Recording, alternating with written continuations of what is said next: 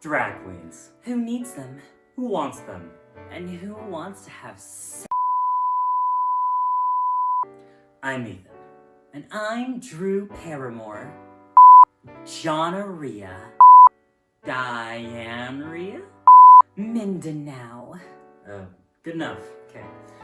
Edward Kiniston, one of the last Should boy we be play- doing this in accent?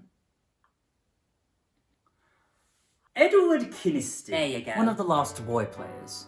You see, before women were allowed on stage of Britain, their roles were played by younger men. Or, at least they presented as men at the time. This engraving is likely the most accurate portrait we have of Mr. Edward Kiniston. He was born in London, sometime around 1640, and began appearing in women's parts in 1659. He had been acting with the King's Company of Comedians before moving to the more distinguished company of the Old Actors. English civil servant Samuel Peeps, notable diarist of the 17th century, wrote that in Kiniston's portrayal of the Duke's sister in John Fletcher's The Loyal Subject, made the loveliest lady that ever he saw in his life. Only her voice was not very good. Other notable roles during this time was as Arthiopia in William Davenant's The Unfortunate Lovers, the title role in John Suckling's Aglaura, the princess in John Fletcher's The Mad Lover, and Ismenia in Fletcher's Maid of the Mill. Though he was not just limited to women.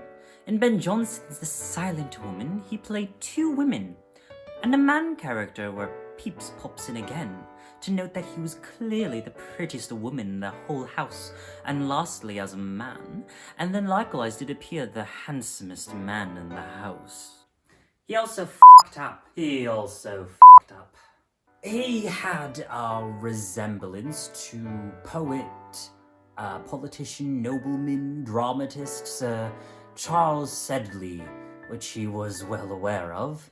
So for a bit, I guess he decided to go about London in an exact copy of his garments whilst trying to imitate him as best as he could, which pissed Sedley off. He hired 2 or 3 men to just beat the shit out of Kiniston with sticks.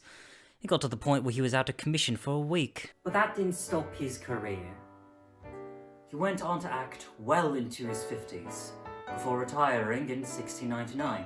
He died a few years later, and was buried in St. Paul's Covent Garden in January 18th, 1706. What a man. What a woman! Drag queens. They're just like us.